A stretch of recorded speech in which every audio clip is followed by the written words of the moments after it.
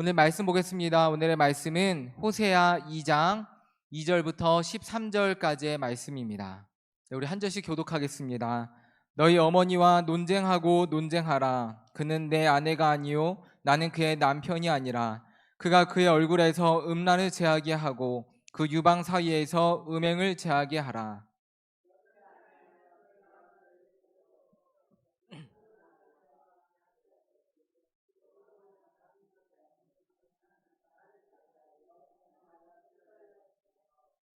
내가 그의 자녀를 긍휼히 여기지 아니하리니 이는 그들이 음란한 자식들임이니라.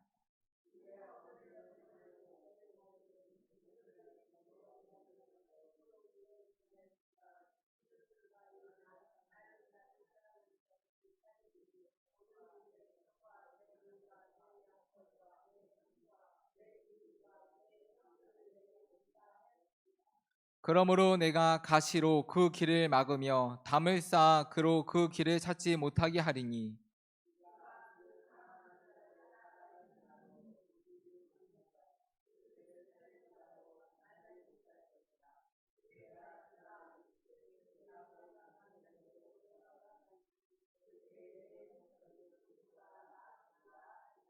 곡식과 새 포도주와 기름은 내가 그에게 준 것이요 그들이 바알을 위하여 쓴 은과 금도 내가 그에게 더하여 준 것이오늘 그가 알지 못하도다.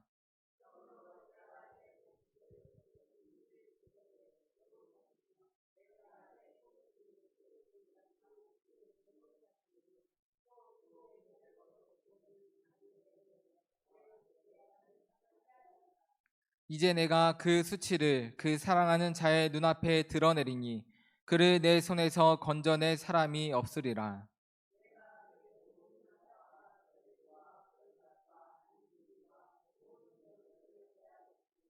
그가 전에 이르기를 이것은 나를 사랑하는 자들이 내게 준 값이라 하던 그 포도나무와 무화과 나무를 거칠게 하여 수풀이 되게 하며 들짐승들에게 먹게 하리라. 그가 귀고리와 폐물로 장식하고 그가 사랑하는 자를 따라가서 나를 잊어버리고 향을 살라 바알들을 섬긴 시일대로 내가 그에게 벌을 주리라. 여호와의 말씀이니라. 아멘. 성경은 하나님의 말씀입니다. 아멘.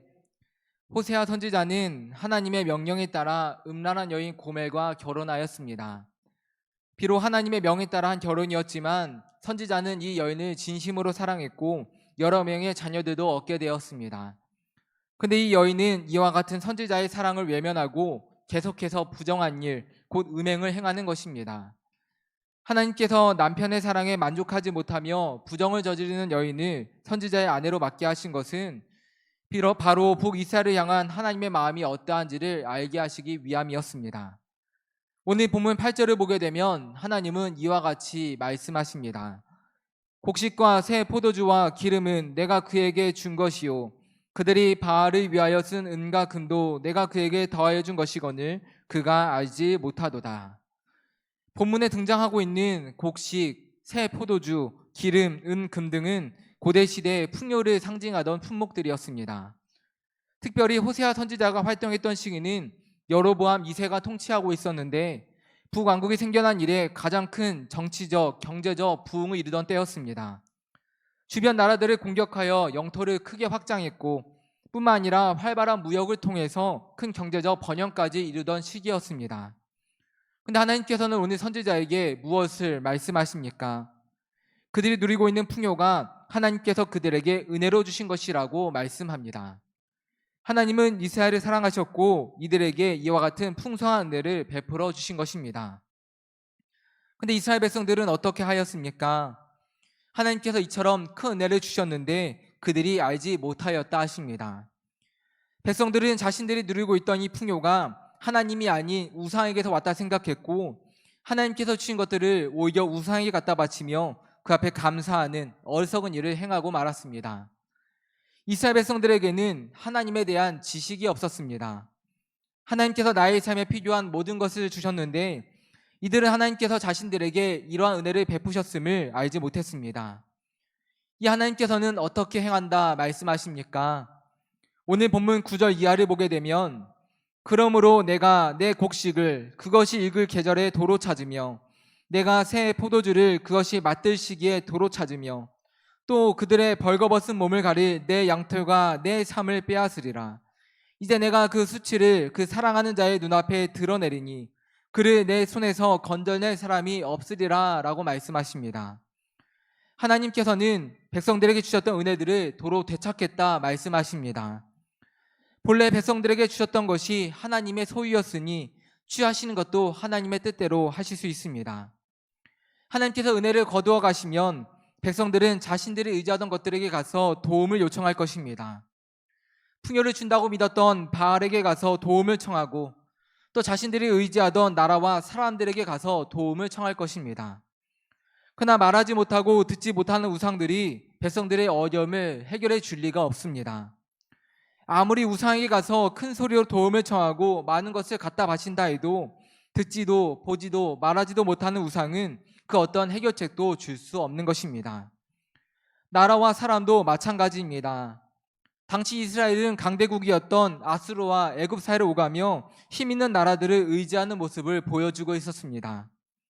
그러나 아무리 강한 나라, 아무리 힘 있는 사람들 할지라도 전능하신 하나님 앞에서는 먼지와 같은 존재, 연약하고 유약한 존재들일 뿐입니다.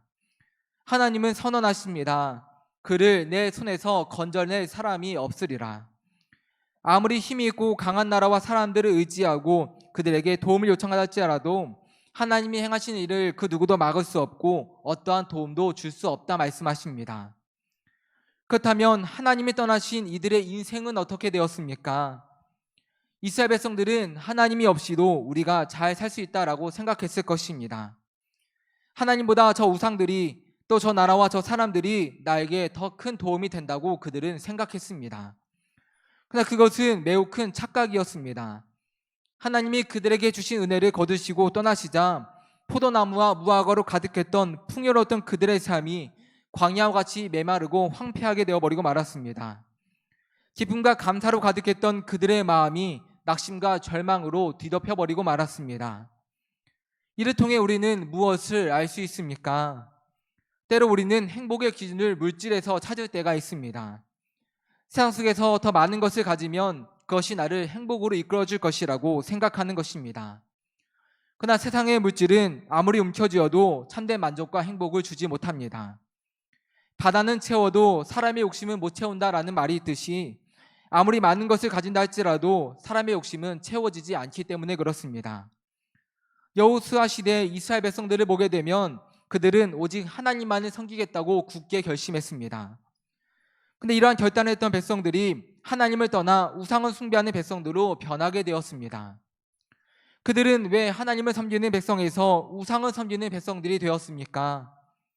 척박한 광야에서 살던 이스라엘 백성들이 젖과 꿀이 흐르는 가나안 땅에 들어와 첫 수확을 거두게 되었을 때 그들은 하나님께서 자신들에게 베푸신 은혜에 크게 감사하며 기뻐했습니다. 그러나 해가 지나갈수록 백성들은 하나님의 은혜를 잊고 그것을 당연한 것으로 여기게 되었습니다. 신명기 8장 12절 이하를 보게 되면 모세는 백성들에게 이러한 경고의 말씀을 준 바 있었습니다. 내가 먹어서 배부르고 아름다운 집을 짓고 거주하게 되며 또 내 소와 양이 번성하며 내 은금이 증식되며 내 소유가 다 풍부하게 될 때에 내 마음이 교만하여 내 하나님 여호와를 잊어버릴까 염려하노라.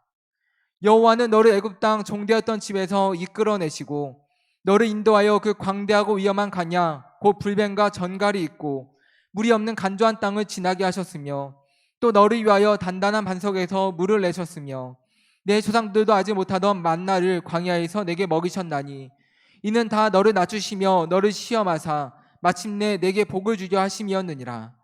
그러나 내가 마음에 이르기를 내 능력과 내 손의 힘으로 내가 이 재물을 얻었다 말할 것이라. 모세의 염려대로 가나안 땅에 정착한 백성들은 자신들의 삶이 풍요로워지자 하나님의 은혜를 잊어버렸습니다. 하나님의 은혜를 잊었다는 것이 무엇을 말하는 것이겠습니까? 이는 곧 하나님께서 자신들에게 주시는 은혜에 만족하지 못했음을 의미하는 것일 것입니다. 풍요와 번성함으로 인해 교만해진 백성들은 이 모든 것들이 하나님께로부터 온 것임을 잊어버리게 되었습니다.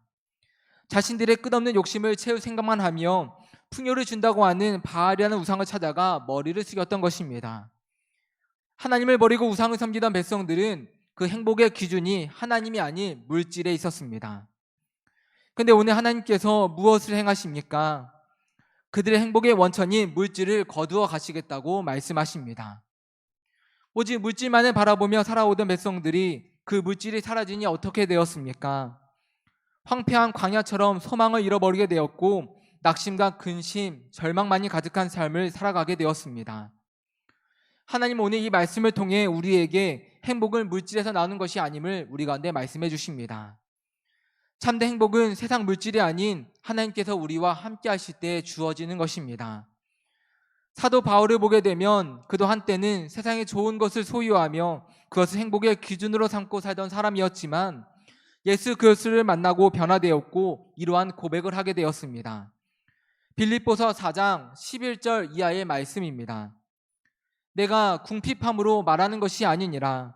어떠한 형편에든지 나는 자족하기를 배웠노니 나는 비천에 처할 줄도 알고 풍부에 처할 줄도 알아라. 모든 일 곧 배부름과 배고픔과 풍부와 궁핍에도 처할 줄 아는 일체의 비결을 배웠노라. 내게 능력 주시는 자 안에서 내가 모든 것을 할 수 있느니라. 아멘. 사도 바울은 비천하게 사는 것이나 풍부하게 사는 것이 나에게 그렇게 크게 중요하지 않다라고 말씀합니다. 배부른 삶이나 배고픈 삶, 풍부한 삶이나 궁핍한 삶이 크게 중요하지 않다는 것입니다.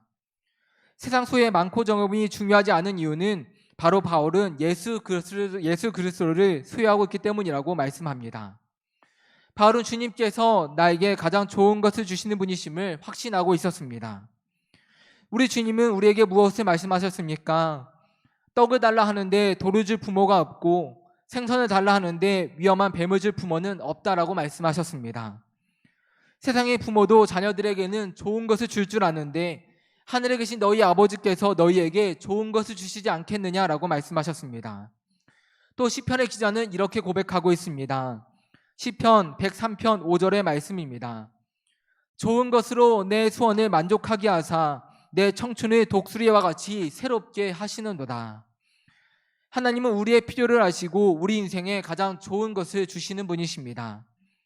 이른 비와 늦은 비의 은혜를 우리 가운데 내려주시는 것처럼 우리의 삶에 가장 알맞은 은혜를 베푸시는 하나님에 대한 믿음이 우리 가운데 있을 때 때로 우리의 삶이 어렵다 할지라도 때로 우리의 삶이 풍요롭다 할지라도 우리는 그 환경에 따라 요동하거나 흔들리지 않게 되는 것입니다. 우리의 삶이 가난할 때에도 또 부유할 때에도 우리에게 가장 좋은 것을 베푸시는 하나님이시라면 우리가 어떠한 상황 속에 처해 있든지 그 속에는 분명히 하나님의 뜻이 담겨 있고 우리의 손을 만족해 하시는 하나님의 은혜가 들어있을 것이기 때문입니다. 그러하기에 하나님과 함께하는 사람, 사도 바울과 같이 예수 그리스도를 소유한 사람은 세상 그 어떤 환경도 흔들거나 넘어뜨리지 못합니다. 내 삶이 부유할 때이든지 가난할 때이든지 항상 기뻐하고 쉬지 않고 기도하며 범사에 감사할 줄 아는 담대한 믿음의 용사가 되기 때문입니다. 사랑하는 성도 여러분, 오늘 북이스라엘 백성들은 하나님의 은혜를 잊어버렸음을 보았습니다. 백성들에게는 하나님에 대한 지식이 없었습니다. 누가 자신에게 복을 주고 은혜를 베푸시는 분이신지 이들은 알지 못했던 것입니다. 그저 더 많은 것을 갖기만을 바랬던 백성들은 하나님을 버렸고 바알과 같은 우상을 찾아다녔습니다. 오늘 우리는 어떠합니까? 하나님께서 우리 가운데 많은 은혜를 베풀어 주셨는데 때로 우리에게 주신 은혜를 우리는 당연한 것으로 여기며 감사함을 잊어버린 채 살아갈 때가 있지는 않았습니까? 우리도 오늘 이스라엘 백성들처럼 하나님 안에서 행복을 찾는 것이 아닌 세상의 물질 가운데에서 행복을 찾아야 할 때가 있지는 않았습니까? 세상의 것을 움켜쥐기 위해 하나님을 놓친 삶은 불행하고 어리석습니다.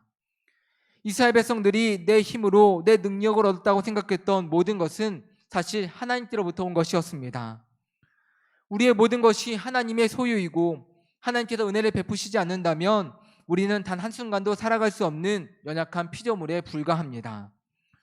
근데 하나님이 없이도 물질만 있으면 세상에 좋은 것을 가득 쥐고 있으면 잘 살 수 있다라고 말하는 것은 마치 물고기가 물 없이도 살 수 있다라고 말하는 것처럼 참으로 어리석인 말인 것입니다. 오늘 이스라엘 백성들이 하나님을 잃어버렸을 때 오직 물질만을 바라보던 그들의 삶은 황폐해져 버렸습니다. 호세아 선지자는 오늘 백성들에게 이렇게 외칩니다. 호세아 6장 3절의 말씀입니다. 그러므로 우리가 여호와를 알자. 힘써 여호와를 알자. 그의 나타나심은 새벽빛같이 어김없나니 비와 같이 땅을 적시는 늦은 비와 같이 우리에게 임하시리라 하니라. 아멘. 오늘 무엇보다 우리에게 만족함의 은혜를 주시는 그 하나님을 향한 지식으로 충만한 우리 믿음의 성도 모두가 되시기를 이 시간 간절히 소망합니다. 내 손에 많은 것을 쥐고 있는 것처럼 보여도 세상의 것은 언제 어떻게 사라질지 알 수 없습니다. 그러기에 오직 물질만을 바라보며 사는 사람은 늘 근심과 염려로 가득할 수밖에 없습니다. 하지만 하나님을 소유한 사람은 잃어버릴 염려가 없기에 행복을 잃어버리지 않습니다. 때마다 가장 좋은 것으로 하나님께서 나의 삶을 채워주시니 만족함의 기쁨을 누릴 수 있습니다. 우리 모두 하나님을 향한 지식으로 가득하여 상황과 환경에 이리저리 휩쓸리는 사람들이 되지 않기를 이 시간 간절히 소망합니다. 빈곤할 때에는 더욱 하나님을 바라보고 하나님을 의지하시며 우리를 문제와 어려움 속에서 건지시는 하나님의 은혜를 체험하시는 우리 성도 모두가 되시고, 풍족할 때에는 겸손히 하나님의 은혜에 감사하며 하나님 나라와 뜻을 위해 나에게 주신 것을 사용함으로 하나님 안에서 참된 기쁨과 만족함을 누리시는 지혜로운 믿음의 성도들 되시기를 소망합니다. 하나님은 우리를 사랑하십니다. 하나님은 우리의 손을 만족해 하여 주십니다. 우리 주님은 말씀하십니다. 요한복음 4장 14절의 말씀입니다. 내가 주는 물을 마시는 자는 영원히 목마르지 아니하리니 내가 주는 물은 그 속에서 영생하도록 솟아나는 샘물이 되리라. 아멘. 세상 그 무엇도 우리의 욕심을 다 채울 수 없지만 하나님은 능히 우리로 만족해 하시는 은혜를 주시는 분이십니다. 오늘 하나님을 향한 지식으로 충만한 여러분이 되시어서 어떠한 상황 속에서도 또 어떠한 환경 속에서도 요동하지 말고 늘 하나님의 은혜를 찾고 구하시는 우리 성도 모두 되시기를 바랍니다. 그래야 하나님께서 그 사랑하는 자들에게 부어주시는 평안함과 또 영원히 목마르지 않는 기쁨을 누리시는 우리 성도 모두의 삶이 되시기를 이 시간 간절히 소망합니다. 아멘.